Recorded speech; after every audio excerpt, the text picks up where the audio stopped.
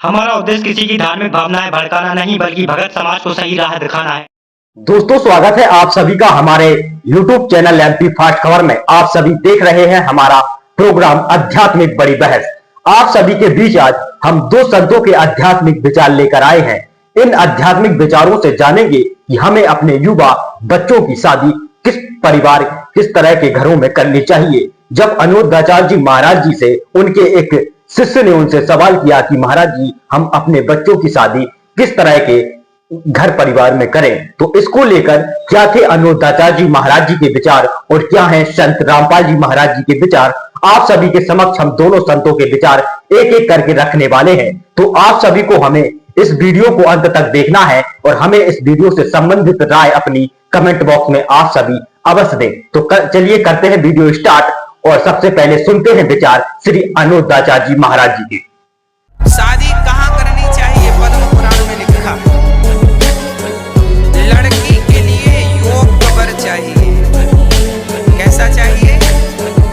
योग्य वर। लड़की गोरी है, लड़की का रंग साफ है, तो लड़का भी वैसा ही हो, मिलता जुलता गोरा ही। अब ये नहीं कि लड़की बहुत गोरी है, सुंदर, और लड़का ले आए कोयला। हाँ, ऐसी जोड़ी नहीं बनानी चाहिए। माँ बाप ने, अब आप कहेंगे महाराज जी भगवान के घर से बन के आती है। भाई साहब, बन के तो आती है भगवान के घर से, सही है, पर फिर भी तो भगवान ने माता पिता को जिम्मेदारी दी है कि नहीं, कि तुम लड़का ढूंढना, तुम लड़की ढूंढना। तो ढूंढो तो अच्छा, फिर भाग्य में जो होगा तो आज फिर मिलेगा ही मिलेगा। लड़का, पद्म पुराण में लिखा है, जो माँ बाप लड़की के प्रतिकूल विवाह कर देते हैं, उन माँ बाप को पाप लगता।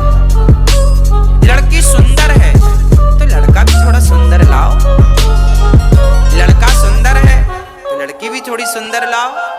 लड़की सांवली है तो लड़का भी सांवला चलेगा। लड़का गोरा है, लड़का बहुत सुंदर है, तो लड़की भी अच्छी लाओ। जोड़ी अच्छी हो, खड़े हो तो अच्छा लगे, क्योंकि हर जोड़ी में राम सीता का दर्शन होना चाहिए। ये राम जी है, सीता है। हर जोड़ी में राधा और कृष्ण का दर्शन होना चाहिए, है ना। इसलिए जोड़ी अनुकूल हो, ऐसा हम नहीं कहते, शास्त्र कहते हैं। शास्त्र कहते हैं लड़की का विवाह वहां करना, ज्यादा बड़े आदमी के घर लड़की का विवाह ना कर देना। शास्त्र ये भी कहते हैं विवाह बराबर वालों के संग करना चाहिए। मेरी छोटी सी झोपड़ी है तो छोटी सी झोपड़ी जैसा घर मेरा है वैसा ही घर बेटी के लिए ढूंढो।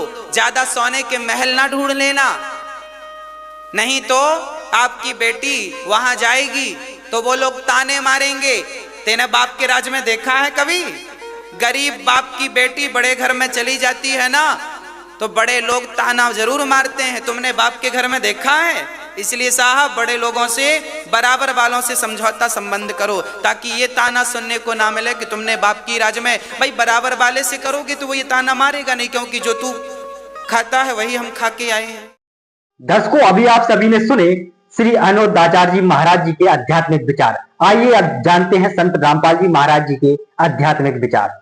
फिर हमारे जो आपस में संस्कार हैं वो हल्के हो जाएंगे प्रभु की कृपा से, क्योंकि ये परमेश्वर कबीर देव, ये परम अक्षर ब्रह्म हमारे प्रारब्ध में परिवर्तन कर सकता है। हमारे संस्कारों को हल्के करके उनको निमटवा देता है। अब क्या होगा, जैसे परमात्मा परम शक्ति है, ये हमारे संस्कारों को भी प्लस माइनस करके सेट कर देता है। इसलिए तो तभी तो हम सुखी होंगे। जैसे हमारे प्रारब्ध में कोई ज़्यादा कष्ट है और उसको परमात्मा की भक्ति से, परमात्मा के आशीर्वाद से वो हल्की हो जाएगी। कहते हैं सतगुरु शरण में आने से आई टले बला, और जय मस्तिष्क में सूली हो वह कांटे में टल जा। अभी क्या परंपरा बनी हुई थी समाज में, अभी भी बहुत है लड़की के विवाह को एक मुकदमा बना रखा था, एक समस्या बना रखी थी, और इसी कारण से बेटियों से नफरत बढ़ने लगी थी, क्योंकि उसके विवाह में बहुत खर्च की आवश्यकता, बहुत पैसे की आवश्यकता पड़ने लगी थी। ये लालची लोग दहेज के चक्कर में जुल्म करने लगे थे। और वो होता क्यों है? क्योंकि जैसे बहुत से ऐसे व्यक्ति हैं जो पैसे ले लेते हैं, देते नहीं, धोखा कर देते हैं, वो उनको अगले जन्म में वो देना पड़ेगा, ऐसे देना पड़ेगा मन मानो वो दामाद बन कर ले, वो देना पड़ेगा, और कई गुना हो जाएगा तब तक ब्याज ब्यूज लाग गए। तो परमात्मा की शरण में आने के बाद वही विवाह आज आप देख रहे हो, उस परमेश्वर की कृपा से परमात्मा ने हमारा ज्ञान हटा दिया। यहाँ पर बच्चों का विवाह करा दिया जाता है, और 5-7 भगत उनके रिश्तेदार आते हैं, घर वाले, और यहाँ आश्रम में उनका 10 रुपये खर्च नहीं होता। सिंपल रोटी जो रोज हम बनाते हैं वही खाएंगे। ये ड्रामाबाजी हमने नहीं करनी, बच्चों का संयोग परमात्मा जोड़ता है। हमारे इस नाटकबाजी से विवाह नहीं होता, विवाह तो मालिक ने कर रखा होता है। और वचन से बच्चे एक दूसरे से जोड़े जाते हैं। जो लाखों रुपए में विवाह हुआ करता था, यहाँ वो फ्री ऑफ कॉस्ट हो रहा है। तो संस्कार चेंज कर दिए परमात्मा ने, वो हमारा लेन देन खत्म कर दिया, और एक न्यारी उमंग होती है ऐसे सिंपल ब्याह करने में। तो पुण्यात्माओं, जिनके संतान नहीं है और ये भक्ति मार्ग जिनको मिल गया, उनको विश्वास भगवान पर हो गया कि जो मालिक कहता वो सही है, उनका कल्याण तो होया पड़ा है। और दूसरे जिनकी दृढ़ विश्वास मालिक पर हो गया, संतान भी है, बच्चा ने भी लाओ लाइन पर, कल्याण उनका भी गारंटीड है। लेकिन हमने यहीं तक सीमित नहीं रहना चाहिए कि हमारे संतान नहीं हुई।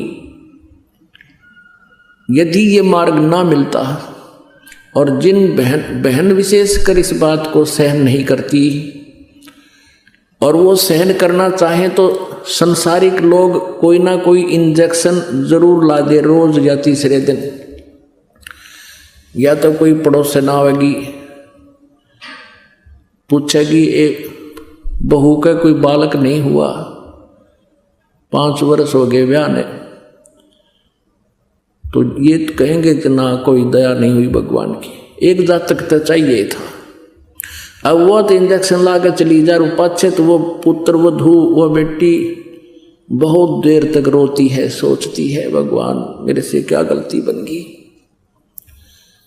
मुझे संतान क्यों नहीं मिली। एक संतान मिल जाती दुनिया का मुंह बंद हो जाता।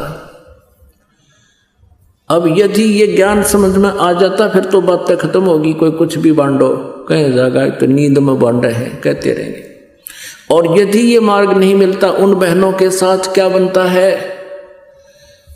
वो अंतिम श्वास तक वो क्या करते हैं कि लास्ट में फिर जिनका संतान नहीं है, ज्ञानहीन भक्तिहीन प्राणी, वो क्या करेंगे, कोई बच्चा गोद लेंगे, लड़का किसी भाई का या बहन का या कोई रिश्तेदार का, यो एक छड़ा और गाड़ेंगे छाती पे। और फिर क्या होगा, अब तो बात तो बिगड़ रही है, क्योंकि संसार का बहुत व्यवहार बिगड़ गया बच्चों का।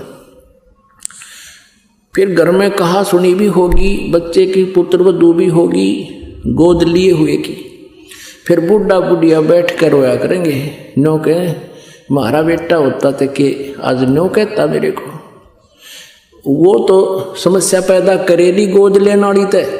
और अंत में क्या होगा फिर उसके साथ, वो संतान का अभाव फिर भी सतावेगा। मरते समय तक भी वो बहन वो माई यही करती हुई मर जाएगी, हे भगवान मेरा संतान होती। आज मैंने बहुत कुछ सुनना पड़ा जनता का। अगले जन्म में यू काल उसकी इसी दुर्गति करेगा, या तो कुतिया का जन्म देगा अगले 8 जाम एक कब्र में संतान तुम, या किते सुअरी की जुनी देगा। एक ही टाइम एक ही ब्यात पे 12 पैदा करेगी गले, तो खूब जाम जाम के छक दे, या तेरी कसर ईब काट दूं। तो परमात्मा कहते हैं इस काल के जाल को समझो, परमात्मा ने जो भी कर रखा है उसमें संतुष्ट रहो और अपना पीछा छुटवाओ। मानुष जन्म पाए कर नहीं रटे हरि नाम, जैसे कुआ जल बिना फिर बनवाया क्या काम। अब क्या बताते हैं परमात्मा कि यदि आप जी संतान को ही महत्व देते हो तो सुन लो इसका परिणाम। 1 लाख पूत 1.25 लाख नाती, उस रावण के दीवान बाती। अब क्या बताते हैं परमात्मा कि रावण के 1 लाख पुत्र थे और 1.25 लाख उसके रिश्तेदार थे, बड़े बड़े जो है ना पैसे वाले और बड़े सूरवीर। क्या मांगो कुछ थिर न रहाई, देखत नैन चला जग जाई। 1 लाख पूत 1.25 लाख नाती, उस रावण के दीवान बाती। आप तो भगवान से एक पुत्र की प्राप्ति के लिए खाड़े कर रहे हो, एक आशा लेकर आते हो। परमात्मा बताना चाहते हैं कबीर साहब जी के उस रावण के 1 लाख पुत्र थे और काल ने वह भी खा लिए, उसके कोई दीवा लाने वाला भी शेष नहीं है। आज उसका दीवान बाती। इसलिए इस काल की व्यवस्था से अपने विचारों को ऊंचा उठाओ। दोस्तों वीडियो अच्छा लगा हो तो वीडियो को लाइक कमेंट शेयर जरूर करें और वीडियो से संबंधित अपनी राय हमें कमेंट बॉक्स में अवश्य दें। अगर आप सभी हमारे चैनल पर पहली बार आए हैं तो हमारे चैनल को सब्सक्राइब अवश्य कर लें। मिलते हैं ऐसे ही वीडियो के साथ नेक्स्ट वीडियो में, तब तक के लिए जय हिंद।